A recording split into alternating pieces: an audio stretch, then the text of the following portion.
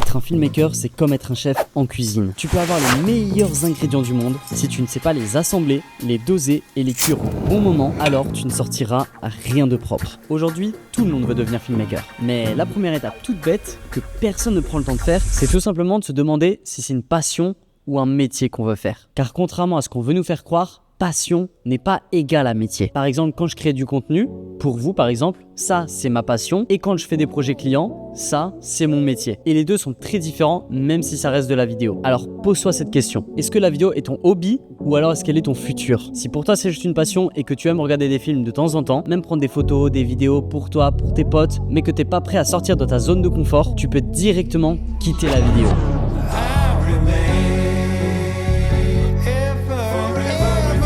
Dans cette vidéo, je vais pas te dire quelle caméra acheter ou quoi que ce soit, mais réellement te donner un plan d'action complet pour devenir le meilleur filmmaker de ta génération et écraser toute la concurrence. Et reste bien sur la vidéo parce que je vais donner une ressource gratuite qui risque vraiment de t'aider dans le futur. Et c'est un truc que j'aurais adoré avoir quand j'ai commencé la vidéo. Prends un petit stylo, prends de quoi noter et écris tout ce que je vais te dire parce que ça va être super important. Numéro 1, avoir une vision claire. Savoir pourquoi tu filmes et où tu veux aller. Quel type de projet tu veux faire dans 1, 2 ou 3 ans. Quel lifestyle tu veux grâce à la vidéo. Une vision claire guide toutes tes décisions. Contenu, client, prix, collaboration, etc. Maintenant, ton positionnement. En partant de ta vision, tu dois être capable de déterminer ton positionnement général sur le marché de la vidéo. Par exemple, je veux faire des vidéos cinématographiques artistiques. Je n'aime pas le corporate. Je préfère être seul. Devenir filmmaker, c'est comme être un chef en cuisine. On doit suivre des étapes bien précises, ajouter à droite à gauche sa touche personnelle, sa touche culinaire, ça prend du temps, on se salit les mains et à la fin, on se régale et on fait kiffer le client. La niche. Pour déterminer ta niche, tu dois te demander avec quel client tu voudrais travailler.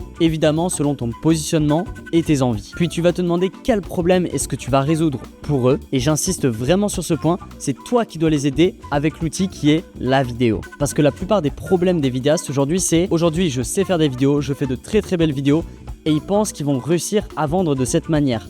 Alors que pas du tout. Ce qu'il faut réellement, c'est les aider sur leur douleur. Donc généralement, c'est quelque chose de financier. Donc vous, à travers la vidéo, c'est exactement comme ça que vous allez les aider. Et ça, c'est très simple. Un type de client égale un type de problème que tu veux résoudre. Se nicher ne te ferme pas des portes. Ça va juste te rendre visible et beaucoup plus crédible plus vite. Et une fois que tu es lancé, tu peux élargir par la suite. Typiquement, si on reprend nos positionnements précédents, je veux faire des vidéos cinématiques artistiques, donc je vais m'orienter vers du mariage, des clips musicaux, etc. J'aime pas le corporate, je préfère être seul, donc monteur étalonneur ou alors vidéaste pour un créateur. Un autre exemple.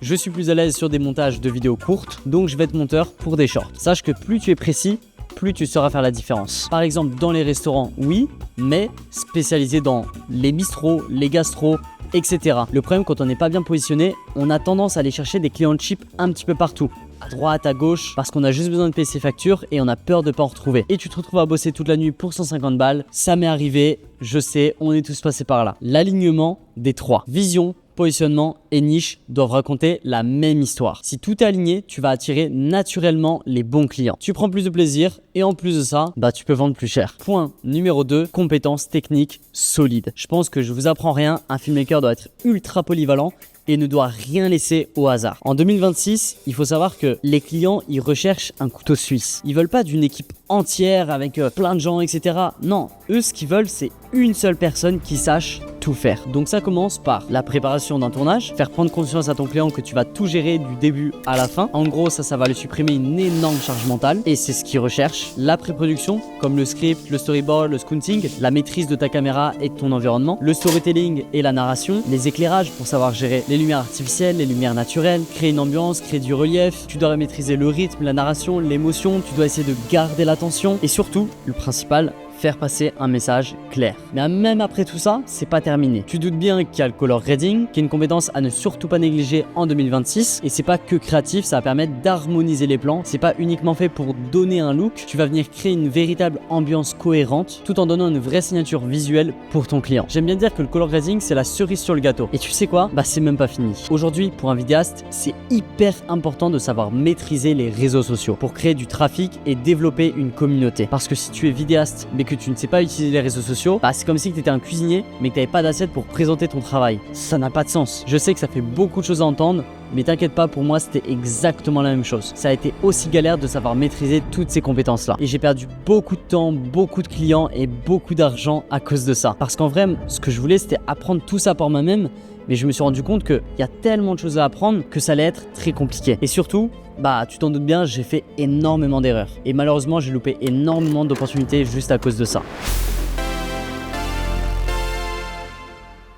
T'es un filmmaker et en général t'as envie de scaler ton activité et je sais que la grande majorité des personnes qui regarderont cette vidéo se reconnaîtront dans cette situation. Très simplement, ta situation doit sans doute ressembler à ça. Soit tu n'as pas de clients, soit tu as seulement quelques clients mais qui te permettent pas de vivre pleinement ton activité. Tu veux vraiment passer au niveau supérieur et vivre enfin de ta passion. T'es bon en compétences mais niveau marketing, c'est pas encore ça. Tu sais pas vraiment comment structurer les choses, c'est très souvent flou. T'entends tout et son contraire et t'es justement sur cette vidéo là pour justement trouver la bonne information. Alors je vais t'aider à devenir meilleur techniquement, plus rapide, plus structuré et surtout plus rentable. Comme on l'a fait avec Malik qui a réussi à vendre sa prestation à plus de 2000 € ou alors encore Thibaut qui a réussi à atteindre un chiffre d'affaires de plus de 4700 € en un seul mois. Ou alors encore Geoffrey qui a réussi à générer un revenu complémentaire à côté de son travail. Alors si t'es vraiment motivé à devenir un vidéaste rentable et démarrer ton activité maintenant, dans le premier lien de la description, tu peux réserver un appel en one-to-one avec moi-même où justement on fera le point sur ta situation, on verra ensemble si je peux t'aider et de voir si tu as le potentiel de travailler à mes côtés. Évidemment c'est 100% offert, le nouveau cycle de mon accompagnement va bientôt commencer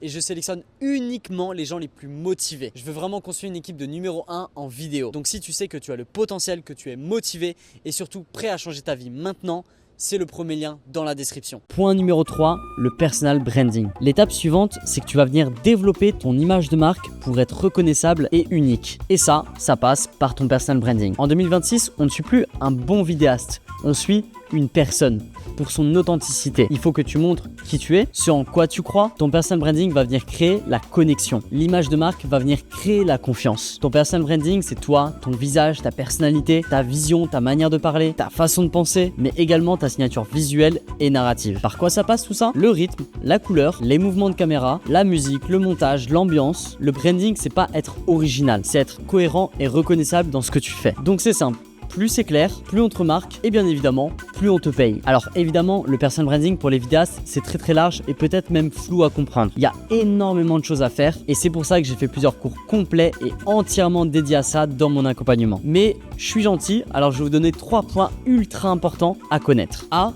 la cohérence visuelle. Pas besoin d'être parfait, mais cohérent partout. Instagram, YouTube, ton site, portfolio, enfin bref, partout. La cohérence, ça donne cet aspect premium. B, perception de valeur. Ton image de marque, elle va conditionner le prix. Un filmmaker qui inspire la confiance, la clarté et le professionnalisme est perçu comme plus cher avant même d'avoir annoncé ses tarifs. Et je pense que tu vois très bien de quoi je parle. Tu peux le voir chez des marques ou même chez n'importe qui. Tu te dis tout de suite, c'est plus haut de gamme, donc c'est plus cher. Tu peux le voir dans les parfumeries, tu peux le voir sur des marques de voitures, tu peux le voir aussi sur des marques de vêtements. C'est le ton et la posture. Et ça, c'est malheureusement négligé par énormément de monde. La manière dont tu t'exprimes, ça compte autant que ton image. Essaye d'être pédagogue, inspirant, direct, calme, premium, accessible. Ta posture attire ou repousse certains clients.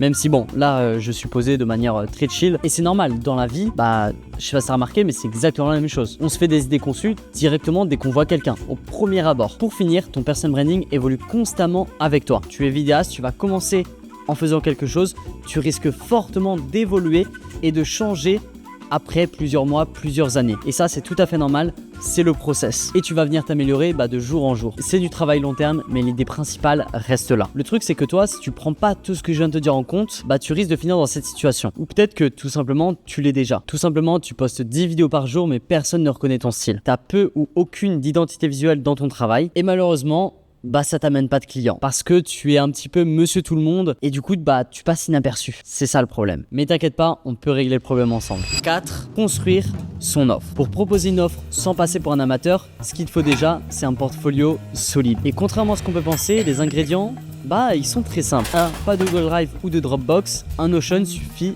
largement. Poste les vidéos les plus importantes selon toi et qui correspondent parfaitement à ta niche. Pour le créer au début, travaille gratuitement pour des clients de ta niche ou imite des projets en l'assumant totalement. Par exemple, faire une fausse pub pour une marque. Et quand je dis ça, n'essaye pas de juste prendre le produit et juste de le filmer comme ça. Non, essaye d'inventer un concept, d'y amener du storytelling et toutes les compétences que tu as en tant que filmmaker. Ce qui motive les gens, dis-toi que c'est 3 choses. Continue de bien noter, c'est important. L'argent, la reconnaissance et les opportunités. Alors renseigne-toi au maximum sur ton client et son secteur d'activité avant même de proposer une offre. Parce que sinon, si tu viens sans offre et tu ne connais pas son domaine, tu vas juste passer pour un amateur et tu te feras recaler. Je te vais te donner un exemple. Je veux travailler pour ce coiffeur. Quel est son problème principal? L'argent. Quel est son problème secondaire? On ne reconnaît pas son talent car manque de clients. Donc la solution, je lui fais une campagne vidéo ciblée qui va lui apporter des clients qui payent et je poste plein de retours clients satisfaits sur son Instagram pour prouver qu'il est talentueux. Donc c'est pas simplement faire des belles vidéos, car juste ça, maintenant, ça suffit plus. Et j'aimerais rajouter, une fois que tu as géré tout ça, que tu as géré tout ce que le client a besoin et que tu dois te focus uniquement sur ton contenu, donc faire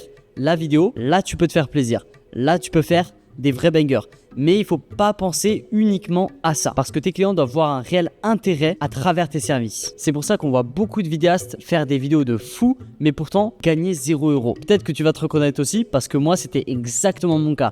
Je faisais des vidéos de fou, je me disais ça c'est sûr et certain, les clients ils vont kiffer, ils vont payer. Au final je me faisais recaler tout le temps. Mais en fait la finalité c'est que comme on l'a dit au début, juste faire des belles vidéos, ça ne suffit plus. Et c'est exactement pour ça qu'il y a plein de vidéastes autour de toi qui font des vidéos moins qualitatives que toi et pourtant qui réussissent mieux. Et ça, malheureusement, en général, c'est ce qui vous pousse le plus à abandonner. Alors que vous avez encore une fois plein de talent, juste vous pensez que le problème vient des clients alors que vous n'avez tout simplement pas un bon système de vente. Mais comme tu me connais, je suis sympa, je vais faire un premier pas vers toi et je vais t'offrir quelque chose qui va vraiment t'aider. J'ai préparé la to-do list du vidéaste qui va t'aider à démarrer ton activité où je te donne tous les points hyper importants à checker pour te lancer. Semaine après semaine, tu pourras cocher ton avancement et voir où est-ce que tu en es jusqu'à ce que tu atteignes le moment fatidique qui est devenir vidéaste et te lancer à 100%. C'est uniquement pour les vidéastes qui sont ultra intéressés et ça je te l'offre gratuitement et tu peux le retrouver directement dans la description. 5. La discipline et la régularité. C'est l'un des points les plus cruciaux et c'est d'ailleurs aussi à ce moment-là que beaucoup de filmmakers échouent parce qu'ils pensent que ce n'est pas fait pour eux et qu'ils devraient laisser ça juste en mode passion. Filmmaker, c'est un métier où tu dois accepter de toujours apprendre et que tu ne peux pas malheureusement te reposer uniquement sur tes acquis. Il faut que tu puisses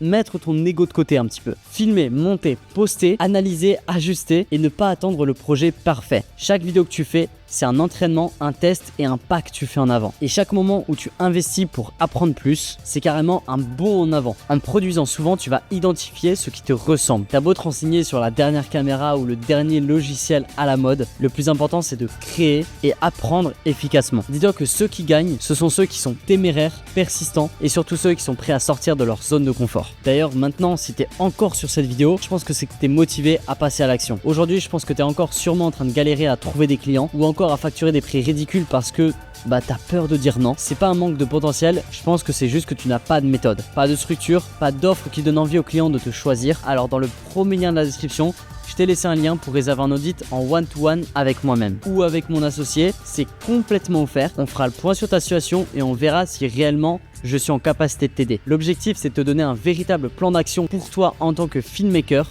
comprendre réellement ce qui te bloque, pourquoi est-ce que ça bloque et bien évidemment comment est-ce que nous on va pouvoir améliorer ça. Rien de compliqué, ça coûte absolument rien et je pense que c'est ce qui peut réellement te faire step up aujourd'hui en passant de vidéaste non rentable à vidéaste rentable. Parce que je pense que tu es d'accord avec moi, tu as déjà passé trop de temps à tout essayer sans avoir de résultats. Donc bien évidemment, tu réserves un appel, premier lien dans la description, c'est totalement gratuit et ça n'engage à rien. Sur ce, dis-moi si cette vidéo t'a plu, n'hésite pas à me laisser un petit commentaire, ça me fait toujours très plaisir. Nous on se retrouve très bientôt, moi je vais manger mon burger, même s'il est un petit peu froid et on se redit à la prochaine.